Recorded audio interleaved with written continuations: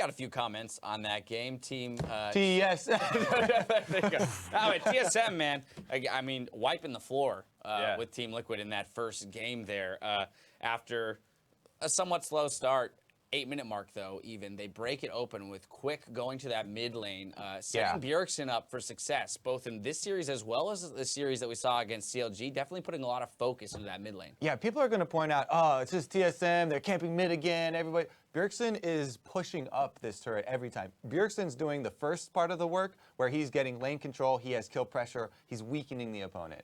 Then they set him up and everybody converges. Right, there's a difference between having a play style and like forcing it and having a play style and doing it well. And I think that's the difference between the two teams is like TL has a bot-centric play style and they're over-forcing it, and TSM is a more mid-centric one, but you still see Sven really impacting top lane and bot lane and these other things. But, you know, it all kind of starting through mid. Yeah, I mean, in the CLG series that we saw on Friday, they were actually executing this even a little bit sooner, as soon as he hit level 6, being able to capitalize on the level 5 of Huhi. Here, though, waiting for Ryze to hit that level 6, using his ultimate to clear the wave and push it up the turret here. And this is the aftermath now. Anivia, no escape, as both Hauntzer and Svenskeren show up. Yeah, oh, sorry. They're between two turrets. They get the dive. It's pretty clean. Hauntzer has already had a lead that Sven helped him get, and then Moon just walks up here, and there's no reason to. Like, the wave's already dead. The turret's not going to go down, and he just sets himself up to hand over another kill. Yeah, that extra kill right there is a really big snowball kill, actually, because that was a very avoidable death right there, and they weren't going to get much more turret damage. Like, the minion wave had timed out anyway, so that was unnecessary, but it definitely is worth noting. Hauntzer is also a huge tool that they're using. It's not just Bjergsen, mid lane, TSM, mid lane team. Hauntzer, Lourlo, he beat Lourlo a little bit, but then Lourlo also teleported bottom, so there's this huge CS discrepancy, and then the Ekko has complete control of the lane, allowing for more people, not just Sven, to go mid. Yeah, that's kind of where I wanted to go next, was that contrast between TSM and Team Liquid, and that TSM throwing a little bit of focus mid, Team Liquid, ton of focus in that bot lane. We did see Piglet and Matt out trading the likes of Doublelift and Biofrost in those earlier levels, getting a slight advantage. But as you mentioned, the TP down, the turret dives coming through for Team Liquid. They're definitely putting a lot of resources into getting Piglet off the ground. It's just not working out for them. They're not able to transition it, into the mid game. It's kind of what we said, like the forcing it aspect of it. Like, they're already winning, and then they go for like these dives where, like, they're not set up that well. Like, sure, your bot lane's pushed in, but the other team has plenty of time to TP and flank, and they read it. Like, the Anivia's coming down, but Bjergsen's full health, full mana, comes in from behind. And, even though the rek'sai isn't there, he doesn't need to be. Like, these are so telegraphed, so forced. TSM's ready for them, and they react and crush them. And it's just like a long chase down from there. They're caught in the other team's jungle. Lourlo finally gets in on that ward, and it's just, like, way too late. Yeah, I mean, I think I love the word you're using in terms of forcing playstyle as opposed to like having the playstyle and executing it correctly, letting it evolve, and then playing it out correctly. Because that's what it feels like for Team Liquid. They have this idea of the way we're supposed to win the game is through Piglet, it's through our bottom lane. So again, being overzealous in all of their moves, trying to force the setups. Yeah, I mean, their bottom lane did earn some small advantages over Doublelift and Biofrost. But again, you guys keep bringing it up. It's the execution, right? They force it too much, and at that point, there are too many answers from TSM.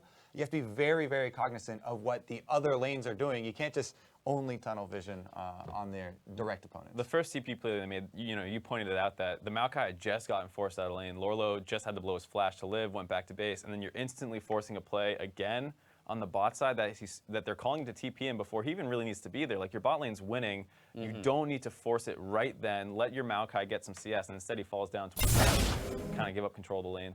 As we see here, the champion select graphic coming up, we did see that Anivia come through. Wasn't enough to slow TSM down with that gold lead they had accrued, plus those couple of mountain drakes that they picked up. Definitely aided them in their pushing down of the turrets. But I do want to push us ahead to our player of the game honors, which is going to go over to Hauntzer in this game, being super disruptive in the backline on that Ekko. I've always been impressed by his Ekko play, but we saw in the top lane near the end of the game, just 1v3ing in the backline, allowing his team to kind of push up and safely throw their damage out. Hauntzer is definitely a monster, and he's going to be a monster for this whole split, I think. He performed really well yesterday. I think that he's just going to have a really good year, honestly. Yeah, you see the whole team of TSM has really come together. These mid plays are not just like Bjergsen, like solo killing. Hauntzer's there. He's spreading his lead around. They're doing a good job of, like, once I get ahead, I'm going to get you ahead. So Yeah, also I just want to tack onto that. Their bottom lane, you know, Doublelift and Biofrost, they did get pushed out a little bit early on. They knew, okay, all we have to do is let our solo lanes carry. Hauntzer and Bjergsen are going to do their part. We'll wait around. Plus, Doublelift's on Sivir, so he just, you know, speed boost later in the game. Just and a Sivir comp, you run know. past everybody.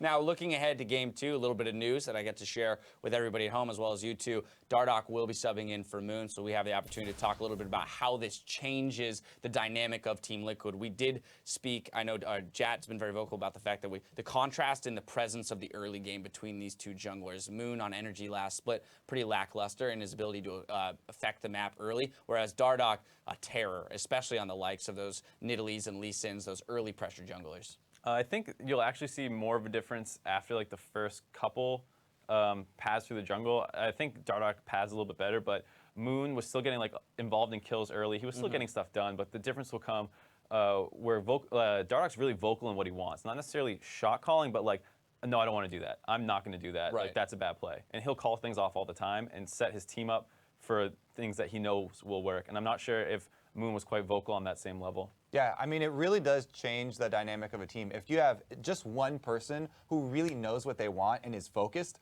it helps everyone else focus in on the same goals. You know, if there's a lack of direction, which it looks like Team Liquid were having sort of a problem coming up with proactive plays. So hopefully for Team Liquid, this does change a lot, not just individual performance of a jungler, but also for the entire team, because all of them have been having issues. Right, but of course they have been practicing with Moon, so I'm sure some of the same kind of curiosities will exist around their communication and ability to operate as well, oiled machine. Whereas TSM, they don't look to be missing a beat right now with this roster, including Biofrost. Anyway, we have to take a quick break, but we'll be back before your flash comes off cooldown. So we'll see you in just a few minutes.